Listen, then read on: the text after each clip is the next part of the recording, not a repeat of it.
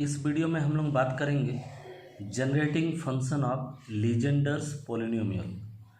आप लोग Legender differential equation जब सॉल्व कर रहे थे तब उसके सॉल्यूशन में हम लोग को दो पार्ट मिल रहा था।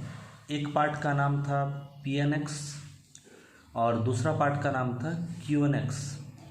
तो एक सवाल एग्जाम में ऐसा पूछ सकता, वी हैव टू प्रूव और show that Pnx this is the coefficient of h to the power n in the expansion of ascending power of this। इसको अगर ascending power में अगर हम लोग एक्सपांड करेंगे और इसके बाद अगर इसका इसमें से h to the power n का कोफिशिएंट अगर हम लोग निकालते हैं इसमें से, तो हम लोग को Pnx मिल जाएगा। तो Pnx का क्या फार्मूला हम लोग निकाले थे, लीजेंडर डिफरेंशियल इक्वेशन में Pnx का ये फार्मूला निकला था। इसका मतलब आज हम लोग को साबित करना, इसको अगर हम लोग बाइनोमियल एक्सपांशन में जाएंगे और उसके बाद इसी में से h to the power n का कोफिशिएंट अगर हम लोग लेंगे तो h to the power n का कोफिशिएंट लेने से हम लोग को Pnx मिल जाएगा, या तो h to the power n और Pnx जो मिल रहा है ये दोनों को मल्टीप्लाई अगर हम लोग कर देंगे तो ये मिल जाएगा। तो ये हम लोग को प्रूव करना। तो हम लोग स्टार्ट करते हैं। तो सबसे पहले ये जो टर्म है इसको हम लोग बोलते हैं generating function of Legender polynomials. इसको जनरेटिंग फंक्शन हम इसीलिए बोलते हैं क्योंकि यहीं से हम लोग को लीजेंडर जो इक्वेशन है उसका सॉल्यूशन का एक पार्ट मिल जाएगा, इसीलिए इसको हम लोग बोलते हैं बहुत समय generating function of Legender polynomials. तो इसको हम लोग कैसे लिख सकते हैं, इसी को हम लोग लिख सकते हैं। देखिए 1 माइनस एच को अगर कॉमन ले लेंगे यहाँ से तो माइनस एच को कॉमन लेने से यहाँ बचेगा 2x, और माइनस एच को यहाँ से कॉमन लेने से h अगर ले लेंगे तो यहाँ पर और क्या बचेगा minus H minus H H square हो जाएगा टू द पावर -12। इसको अभी बाइनोमियल एक्सपांशन में हम लोग जाएंगे। आप लोग जूनियर क्लासेस में पढ़े हैं बाइनोमियल एक्सपांशन, हम यहाँ पर थोड़ा सा बता दे रहे हैं। अगर इस फॉर्म में x plus a to the power n तो nc not x to the power n, nc1 x to the power n minus 1 into a, nc2 x to the power n minus 2 into a square. इस ढंग से ncn x to the power n minus n into n, n minus n minus 0, ncn a to the power n, ये है formula. अब यहाँ पर बीच वाला एक टर्म लिए ncr x to the power n minus r a r. तो ncr क्या है ना, इसका फॉर्मूला ncr कहने का मतलब है n factorial by r factorial into n minus r factorial. तो इसी फार्मूला को अगर हम लोग पुट करके निकालते हैं तो nc1 कितना आएगा, nc नॉट अगर इसी फार्मूला को पुट करते आप लोग निकाल लीजिएगा तो वो आता है 1। nc1 में क्या पुट करेंगे, ये n r के जगह में 1 है तो 1 factorial n minus 1 factorial, 1 factorial ये हम लोग 1 लिखेंगे।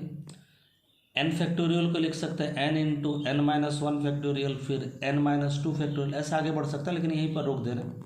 और नीचे में n माइनस 1 फैक्टोरियल, इसको कैंसिल कर दिए तो n बचा।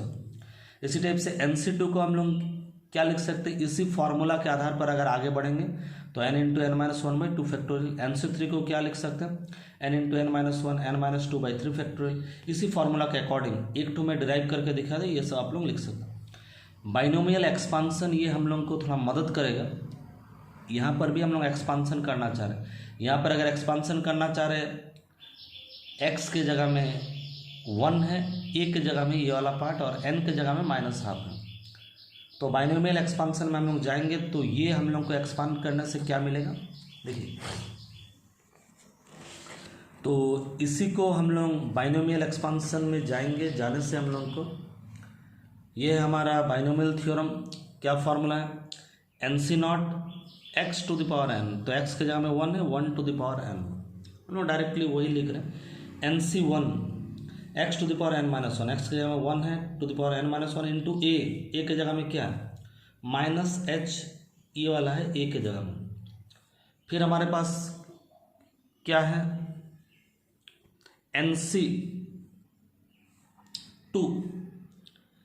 nc2 है, फिर x to the power n minus 2 है, 1 टू द पावर कुछ भी डाल दे 1 ही होगा। फिर भी फार्मूला के अकॉर्डिंग लिख रहे हैं a स्क्वायर, ए के जगह में ये वाला है तो इसका पूरा स्क्वायर माइनस का स्क्वायर होता है प्लस फिर NC3 x to the power x to the power n-3 x की जगह में 1 है, 1 to the power n-3 into क्या होगा a का, फिर आगे बढ़ेंगे तो a का क्यूब, तो a का क्यूब है माने यहाँ पर h का क्यूब होगा, इसका भी क्यूब होगा, माइनस का क्यूब -1 का क्यूब होता -1, इसलिए यहाँ पर -1 हम लिख दें। तो अब NC0 का वैल्यू पहले ही बोले ये होता है 1 टू द पावर n माने 1, तो ये 1 बन गया।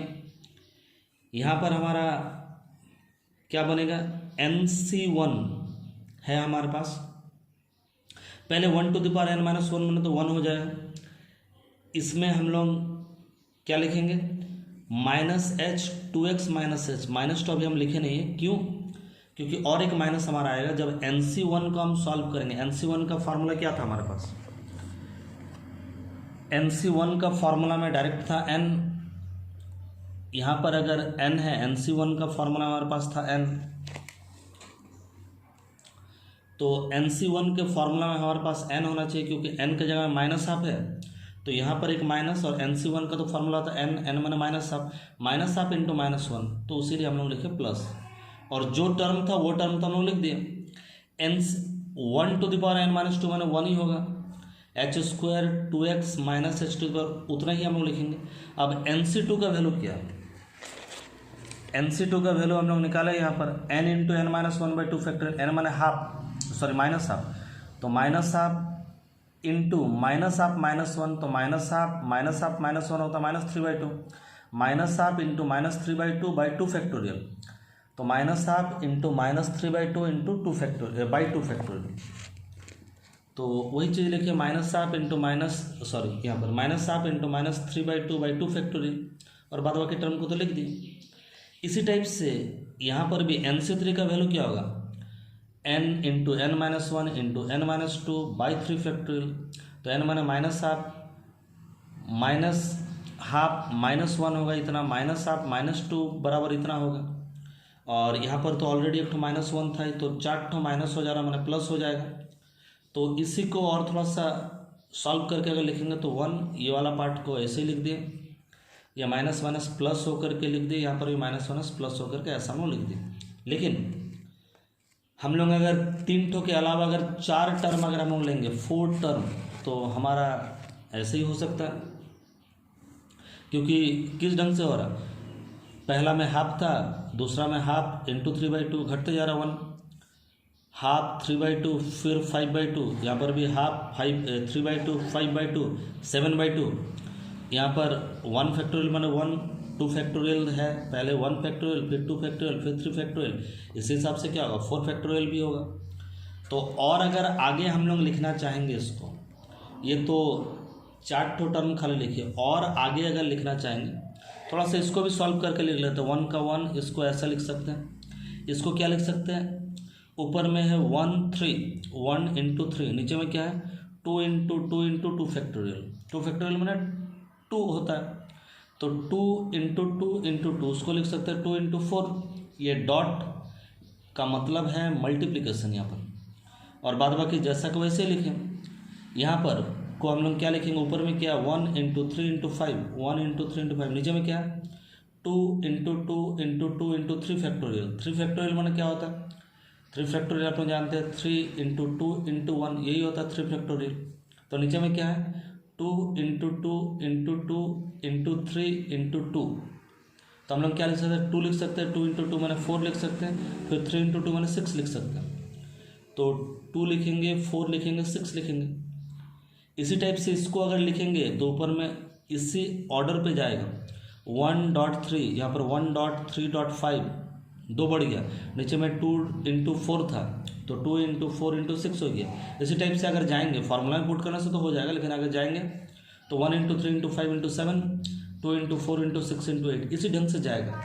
तो इसका जो एन टर्म तो हम लोग जो ले जाएंगे एन टर्म तो एन टर्म तो क्या होगा, देखिए यहाँ पर एन टर्म तो का हम लोग लिखेंगे 1 इंटू 3 इंटू 5, 2 इंटू 4 इंटू 6, अगर 8 है फिर 10 होगा, फिर 12 होगा, फिर ऐसा ऐसा करके जाएगा। यहाँ पर अगर n है, यहाँ पर भी n है, यहाँ पर 4 है तो यहाँ पर 4 है, तो यहाँ पर हम लोग क्या लिख सकते हैं, देखिए ये लिख सकते हैं 2n-1। क्यों?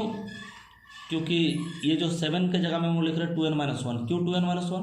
क्योंकि n का मतलब क्या है 4, तो 2n-1 मैंने 2 इंटू 4 8, 8-1 मैंने 7। यहाँ पर भी अगर पुट करेंगे 5 मैंने 2n-1 कैसे होगा? 3 को अगर हम लोग n ले लेंगे तो 2 इंटू 3 मैंने 6, तो 6-1 मैंने 5 होगा। तो ये हो सकता है जनरल टर्म।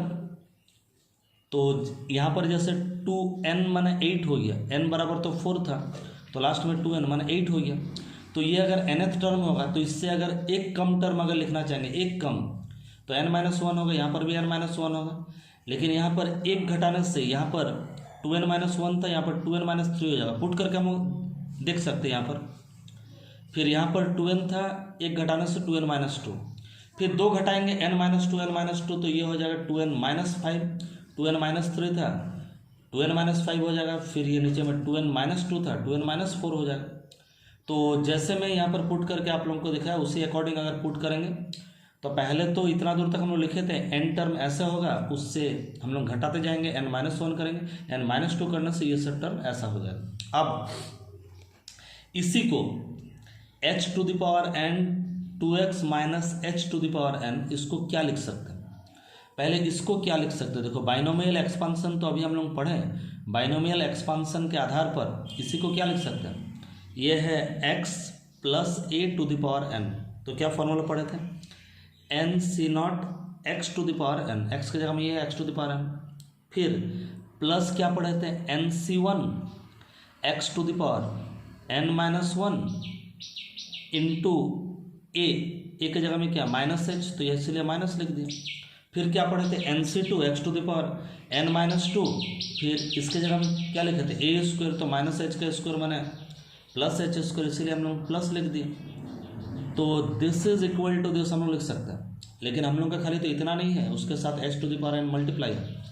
अगर इसी को h⁴n के साथ मल्टीप्लाई कर दें तो पहला टर्म के साथ भी h⁴n मल्टीप्लाई हो जाएगा, दूसरे टर्म के साथ अगर मल्टीप्लाई होगा तो h⁴1 था, फिर h⁴n+1 होगा, फिर आगे बढ़ेगा।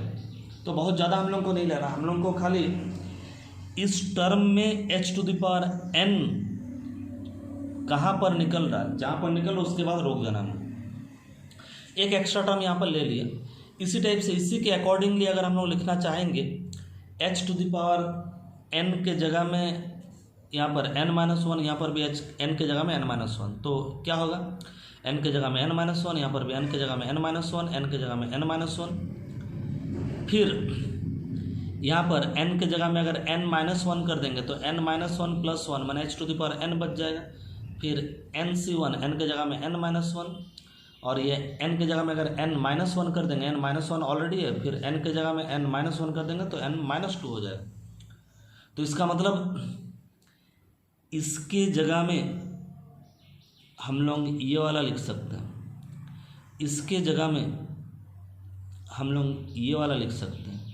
इसी टाइप से n-2 अगर हम लोग करते हैं तो यहाँ पर n-2, n-2, n-2, यहाँ पर n-1 हो जाएगा, यहाँ पर n-2, यहाँ पर n-4 हो जाएगा। फिर आगे टर्म और भी हम लोग का बढ़ेगा, आगे टर्म, तो वो कैसा होगा इसको भी थोड़ा एक्सपांड करके हम लोग देख लेते हैं। तो इसको एक्सपांड करके देखने से ऐसे टर्म आएगा। तो अभी सारे टर्म जो हम लोग एक्सपांड किए, सारे टर्म हम लोग का चल रहा था दिस इज इक्वल टू इतना, तो हम लोग का आ रहा था। तो ये सारे टर्म माने यहाँ पर जो हमारा डिराइव हुआ,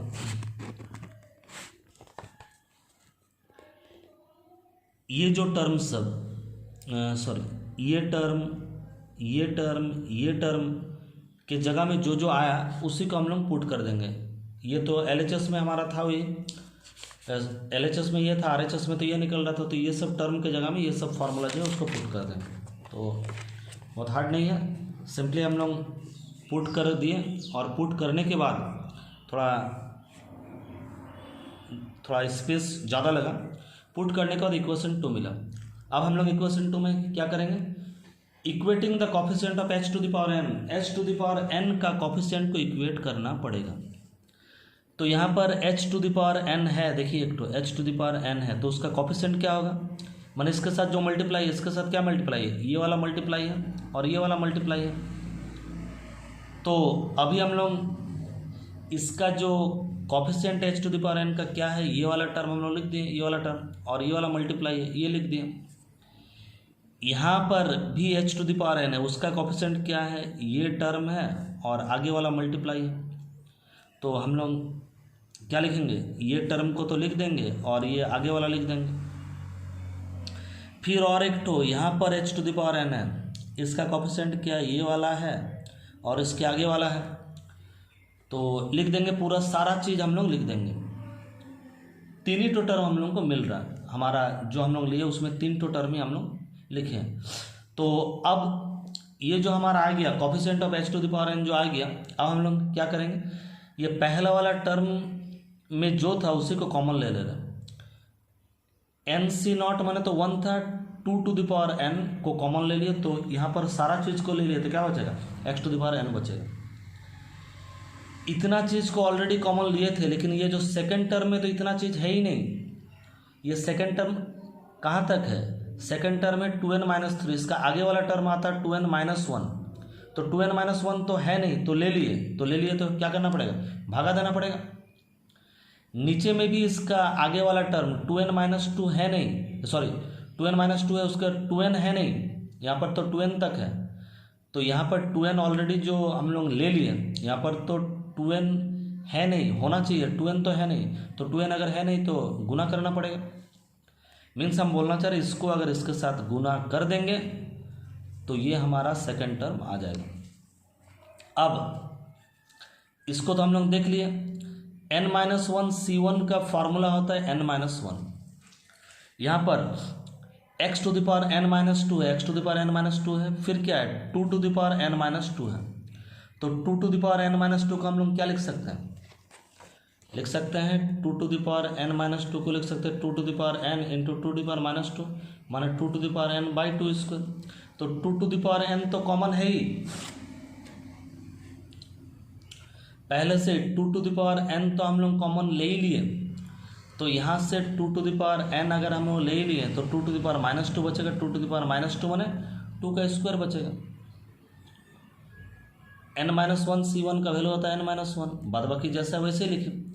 यहाँ पर अगर हम लोग जाएंगे 2n-5, लेकिन हम लोग कॉमन कहाँ तक लिए, 2n-1 तक लिए, इसमें तो है ही नहीं। तो 2n-5 के बाद आना चाहिए 2n-3, वो नहीं है, 2n-1 नहीं है, तो नहीं है तो क्या करना पड़ेगा, भागा दे देना पड़ेगा। फिर नीचे में तो 2n-4 तक ही है, लेकिन 2n-4 से भी तो ज़्यादा कॉमन ले लिए। इसके बाद क्या आना चाहिए, 2n-2 आना चाहिए, फिर आना चाहिए 2n, तो वो तो है नहीं, तो उसको गुना कर देना पड़ेगा। फिर क्या है हमारे पास, यहाँ पर n-2 C2 उसका वैल्यू होता है इतना। फिर क्या है x to the power n-4, ये तो इतना है। फिर 2 टू द पावर n है, 2 टू द पावर n तो कॉमन लिए, फिर 2 टू द पावर -4 माने नीचे आ जाएगा, 2 टू द पावर 4 हो जाएगा। तो ये इजीली हम लोग सॉल्व किए। अब खाली इसको थोड़ा सा अरेंज करके हम लोग, इसी को थोड़ा सा अरेंज करके हम लोग लिख देंगे।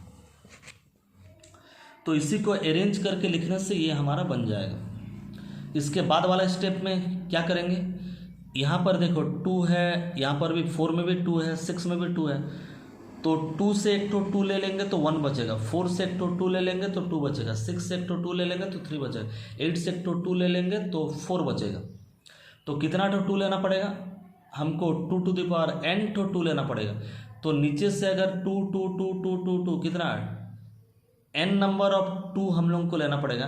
तो 2 को n टाइम अगर मल्टीप्लाई करेंगे तो 2 टू द पावर n हो जाएगा। तो 2 टू द पावर n ऊपर भी है नीचे भी कैंसिल हो जाएगा, तो ये नीचे वाला क्या बन जाएगा 1 2 3 डॉट डॉट ऐसा बन जाएगा। तो 2 to the power n cancel हो गया। यहाँ पर 2 स्क्वायर को 2 के साथ कैंसिल कर देंगे तो नीचे में 2 बचेगा, n नीचे में 2 बचेगा।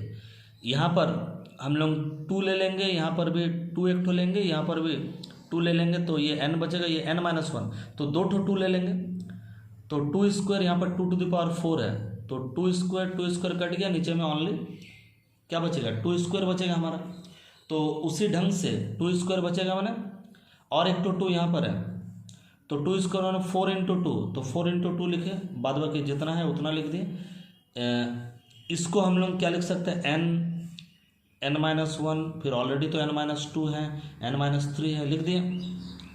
अब ये 1 into 2 into 3 into 4 into n को n फैक्टोरियल लिख सकते, बाद बाकी तो ऐसे ही हम पहले ही बताए थे, दिखाए थे। ये है Pnx, इसका मतलब h to the power n का कॉफिशिएंट को लिए तो Pnx मिला।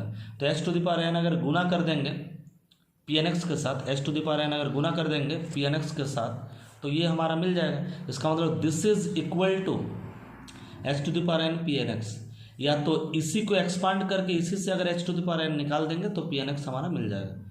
तो आज के क्लास में बस, आज के इस वीडियो में इतना ही।